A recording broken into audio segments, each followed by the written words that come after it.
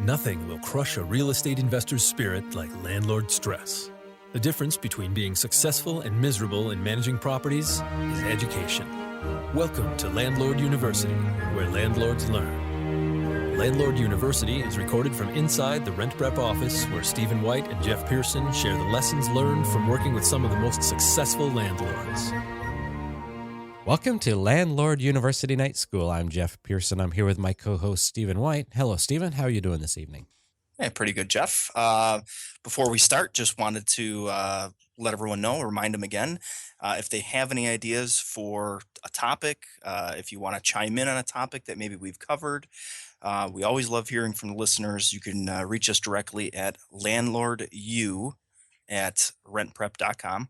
Again, it's landlordu@rentprep.com. Let us know, if there's something you want us to cover. We had somebody mention a couple of weeks ago they wanted us to cover forming an LLC for landlords. It was a topic that we not only got an attorney on to talk about, covered it in night school, had a pretty in-depth article on the blog. So, as usual, most of our content comes directly from what landlords want to hear. So, drop us a line and let us know. And in addition to that, we were talking a little earlier that we're getting more and more feedback from tenants. So certainly, if you're a tenant and you have some thoughts about something that you'd like us to talk about, we'd love to hear from you. Yeah, and it's funny on the tenant side of it. Obviously, I respond. If you are a tenant and you're listening, I respond from the perspective of a landlord because I feel as though that's my perspective. I work with landlords. I am a landlord. That's the perspective you're going to get. So sometimes tenants may reach out and not be happy or thrilled with the response that they get. Um, and I'm not afraid to say, hey, listen, you may be wrong about this, or hey, listen, maybe you're just not the best fit with the landlord. It's time to look for a different place. Um, Not to discourage anybody from reaching out to me, but I do have a good perspective on what landlords are seeing and what the landlord's perspective. So sometimes that could be helpful for tenants too, just to Yes, maybe see it from a different angle. See it from the landlord's perspective, and I think a lot of times that resolves a lot of issues in itself. very much so. Which is a pretty good segue into the topic of the day, which is principal can be very expensive. It's something that we've been reverberating on the podcast over the past couple of days, and certainly holds true for landlords. Definitely can hold true for tenants. And if you are in business, boy, this is something that everybody lives by, I think. Yes, without a doubt. Yeah. So I think in the couple of occasions that we've mentioned it, like for example, I think the first place it came up was when we were talking about leases and when a landlord should, or when is it okay for a landlord to let the tenant break a lease. And we had mentioned, at some point there's times where your principal can be very expensive. It's best to just say, okay, this may not make a whole lot of sense to me. I may not agree with it, but as a good business decision, I'm going to do this or make this decision that maybe I otherwise wouldn't. But at the end of the day, if it's going to cost me more money, if it's going to cost me more time and energy, I don't want to waste that. And I'm willing to maybe sacrifice what I believe, for the sake of getting out of something faster or moving on, I think, at a lot of times. Exactly. Yeah, with landlords, this can be tough, especially for new landlords. We've mentioned this on the show a number of times. Landlords are very emotional people because you have such a personal connection to the property typically, especially our audience who are mostly independent landlords. This is their hard-earned money, their life savings, their investments. They look at this as their retirement. So for somebody to do them wrong, it's usually a pretty tough pill to swallow, and it's hard to not let Prince. Trust me, I get it. I know.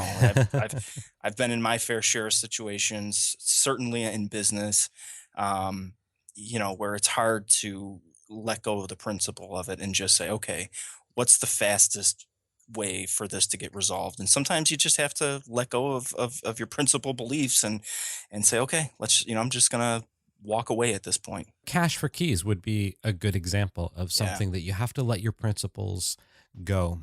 Set it aside.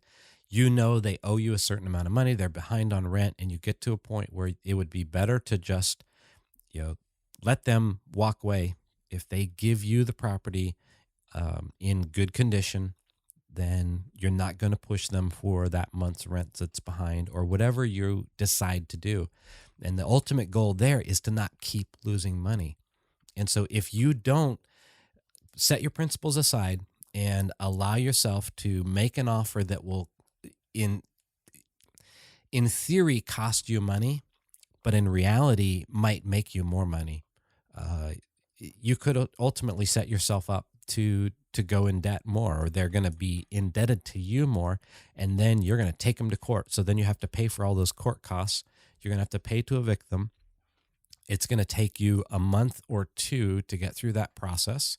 Then they're going to move out, and who knows what condition the property is going to be in. Whereas if you had just set your principles aside, said, I'm going to take this as a loss and move forward and just make it happen as quickly as possible, that's where you're going to come out better in that situation. And certainly we all have to look at each situation individually. There may be times that it would make more sense to go ahead and follow it through and go through the eviction process. But having been through that and having sat in court for an eviction and then the tenant left a disaster. I mean, Hmm. I had to get in there and haul stuff away and fix holes in the walls and do all of that stuff that arrangement with them and just done a cash for keys thing. Even if I told them, I'll give you $200 if you'll just leave in in a reasonable period of time. They were already behind on the rent, so can we say a week or two, and you'll move out. You'll take all of the trash in the inside with you, and you'll leave everything in the same condition it is today. It would have been done. I didn't think about that. Otherwise, I would have certainly applied it. That was many years ago. But again, if you let your principles get in the way, it's going to cost you money in the landlord business. There's no question about it. Yeah, and it really reminds me there was a presentation I was doing at a landlord association maybe a year ago, and I was covering one of the topics that I was covering was cash for keys, and it sparked this very heated debate. Uh, Really? yeah, and ironically, it happened between two landlords that happened to be sitting at the same round table at the Holiday Inn, where the meeting was, and they just happened to be sitting at the same table, and they couldn't have had more polar opposite views on the topic. And I had no choice to let them battle it out. I mean, it was clear that I wasn't going to try and uh, mediate this argument that they Yeah, were having. Um, but it was funny because I think after each of them made their arguments and made their points, it was really clear to see that one was based solely on principle. The idea that I will not let a tenant win. I will not let a bad tenant win. I won't pay a bad tenant. I would never do that. I'm never going to do that. And the other landlord, who I would say was the more reasonable one in the situation, kept explaining, well, at what cost though? Why? It's going to cost you more in the end and you're losing in the end. And at the end of the day, no matter how you feel about that tenant and no matter how right or wrong they may be, it's affecting your bank account. that's right.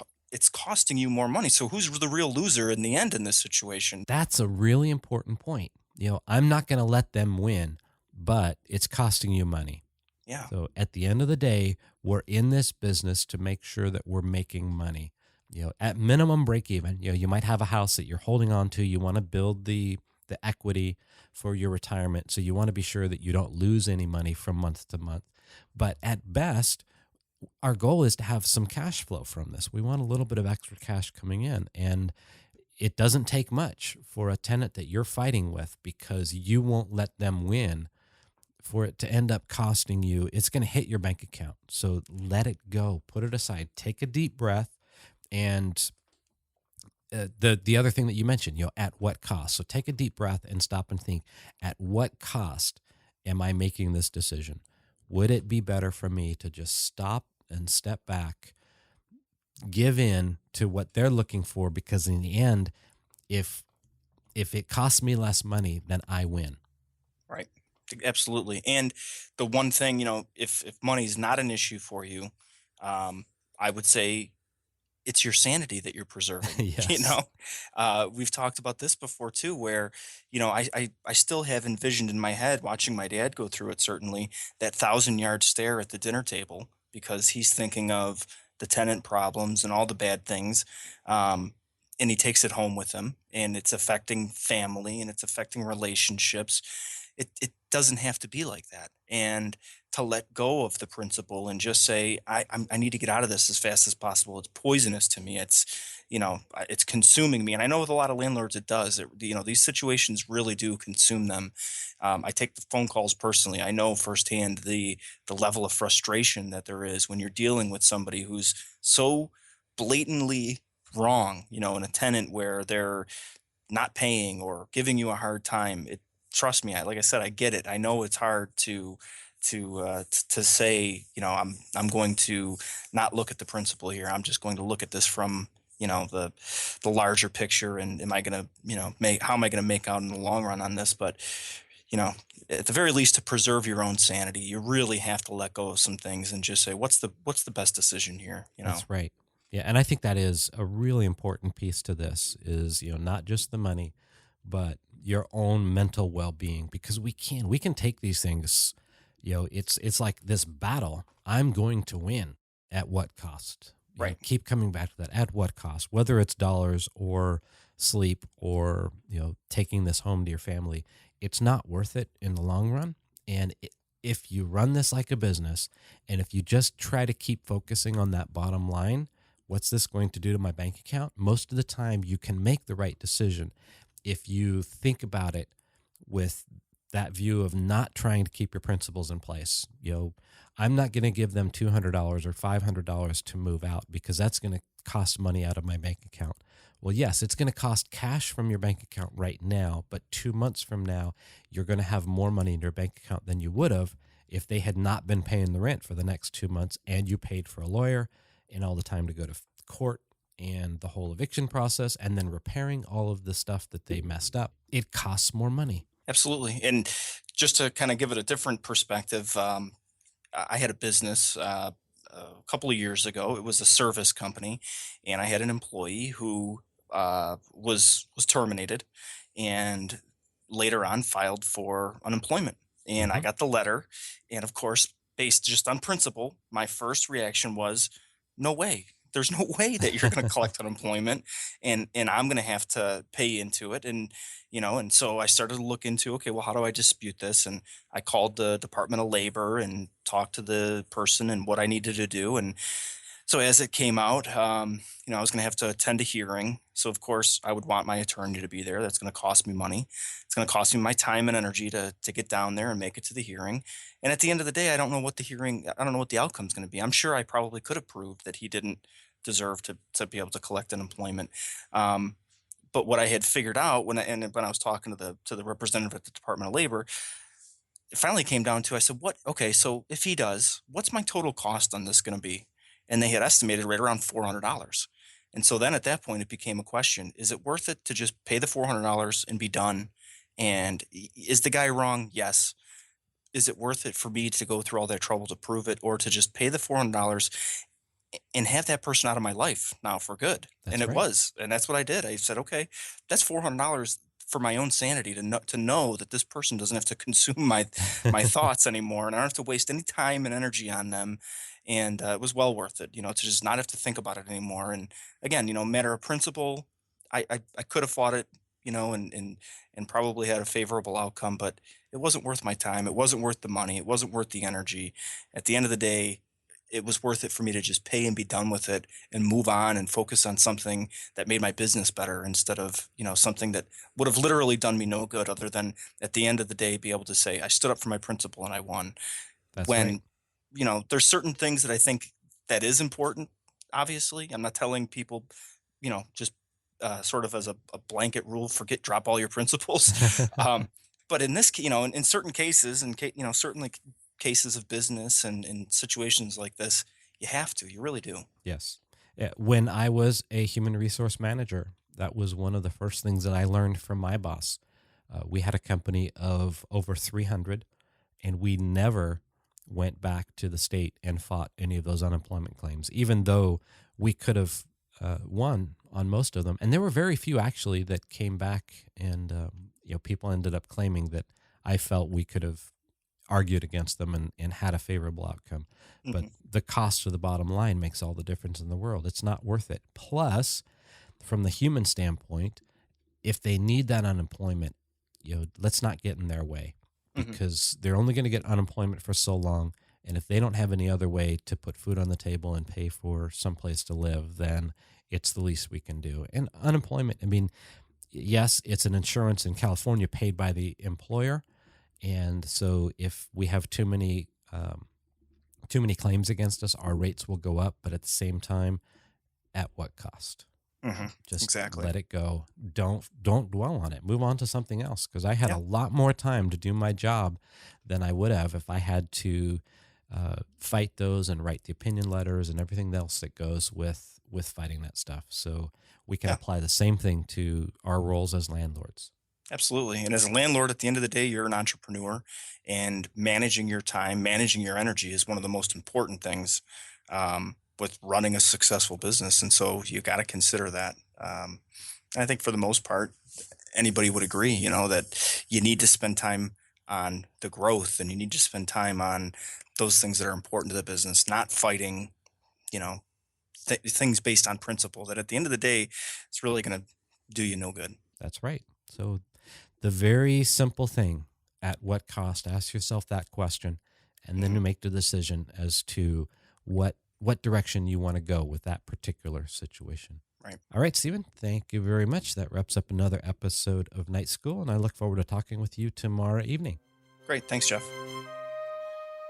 Thanks for listening to Landlord University, and remember to visit rentprep.com/landlordu to see show notes and access free resources like forms and guides. And be sure to check out Jeff Pearson hosting his own hit podcast at thementorimpact.com.